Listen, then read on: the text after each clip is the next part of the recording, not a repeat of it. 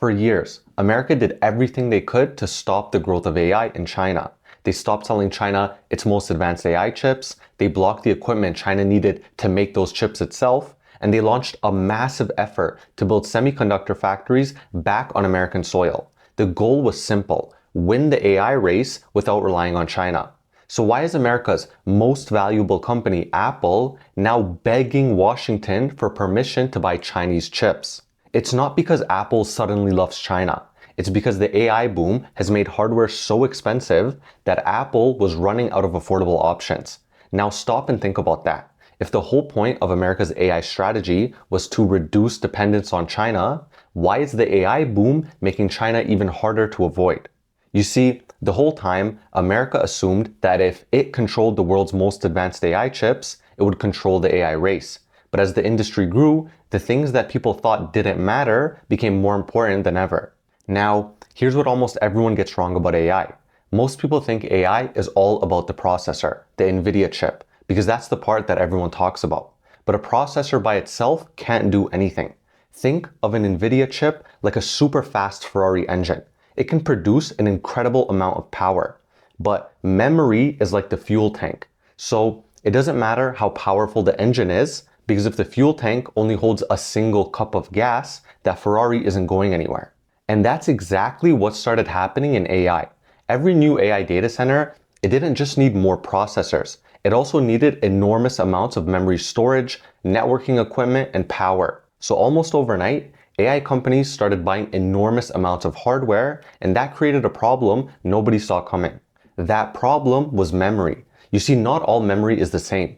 The memory used inside cutting-edge AI servers is a lot more profitable to sell than the memory used in phones, laptops, or everyday computers. So as the AI boom exploded, the handful of companies in the world that make some of the most advanced memory chips the tech industry relies on, companies like Samsung, SK Hynix, and Micron, they started shifting more and more of their production toward that premium AI memory, because that's where the money was. But that meant something else. The everyday memory, the kind used in phones, PCs, or cars, were suddenly getting a lot less attention.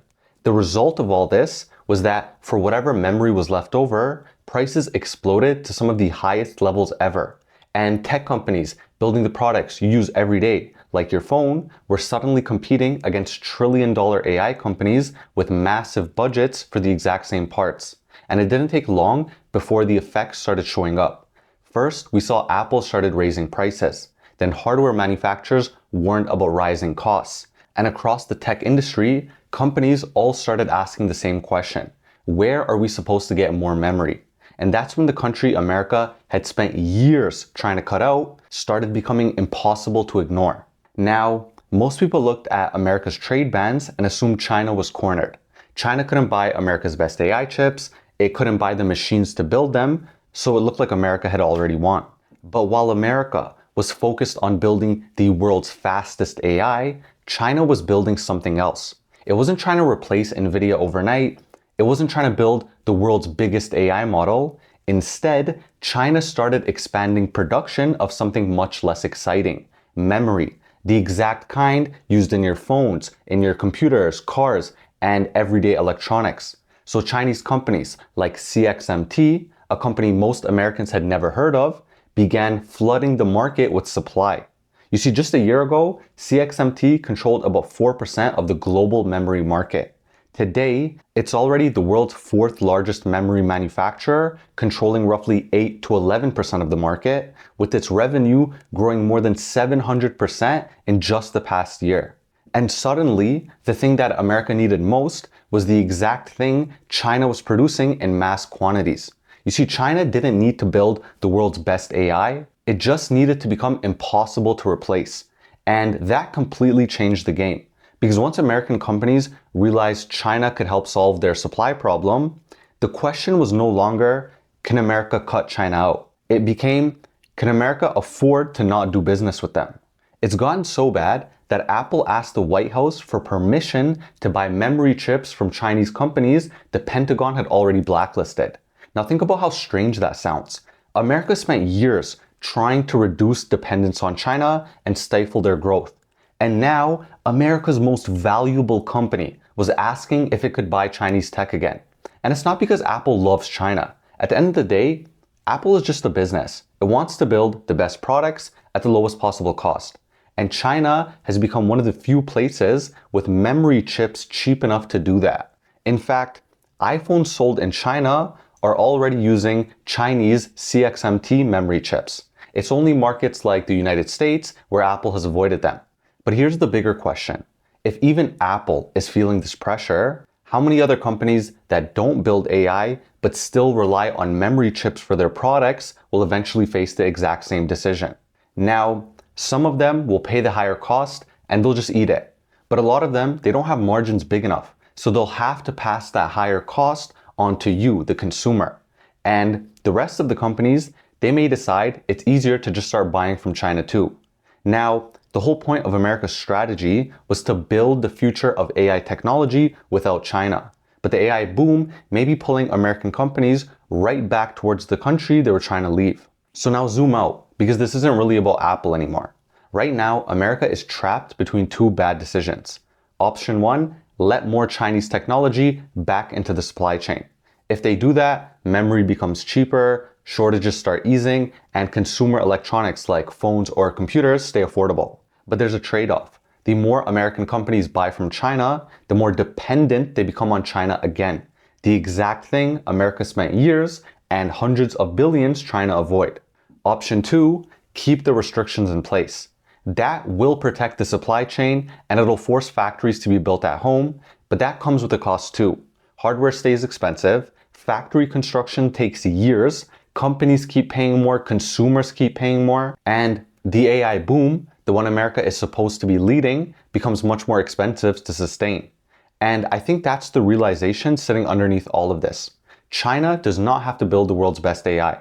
All it needs to do is make American companies start asking, is avoiding China really worth the cost? But memory was only the beginning, because while America was focused on building the world's most powerful AI, China was quietly building an entire domestic AI ecosystem. Take DeepSeek, the Chinese ChatGPT competitor. They released a model designed to run on Huawei's AI chips. Not NVIDIA, but Huawei. That's a Chinese AI model running on Chinese chips, and unlike a lot of American models, it's open source, meaning it's free for anyone in the world to download, modify, and build on. Alibaba, another Chinese company, followed with its own open source model, QWEN. At the same time, Huawei keeps improving its AI processors. And suddenly, China isn't just building memory anymore, it's building almost every piece of the AI stack. It's Chinese memory, Chinese chips, Chinese AI models, all on free open source. And that's where China's strategy becomes much bigger than just competing with America. Because these models aren't just being built for China, they're being built for everyone. Think about it. If you're a startup in Southeast Asia, or a university in Europe, or even an entire government in Africa or the Middle East, you probably don't have hundreds of billions or trillions of dollars or the engineering talent needed to build your own AI from scratch. And you definitely don't want to pay an American tech company $30 million a year forever just to keep running your country's AI. Because remember, at that scale, you're not just using a chatbot. You're using AI to help run your schools, your hospitals, your businesses, even parts of your government. And that gets expensive very quickly. So for a lot of countries, it's not just about money. A lot of them don't want their most sensitive data, like their healthcare systems or government records or critical infrastructure, running through servers controlled by another country. Others want AI trained in their own language, in their own history, and their own legal systems, instead of relying on models built primarily for the English-speaking world. You see, China is offering something different. Download the model, run it on your own hardware, modify it however you want, no ongoing usage fees, no dependence on someone else's infrastructure. And suddenly, China isn't just exporting AI, it's exporting the ability for other countries to build their own. And I think that's where people misunderstand what China is trying to do. It doesn't need to build the world's most powerful AI. It only needs to build AI that's good enough and affordable enough that the rest of the world chooses it instead. We've already seen China do this once before. Look at BYD. It didn't become one of the world's biggest electric car companies by building the fastest car. It got there by building cars millions of people could actually afford. China may be trying to do the exact same thing with AI.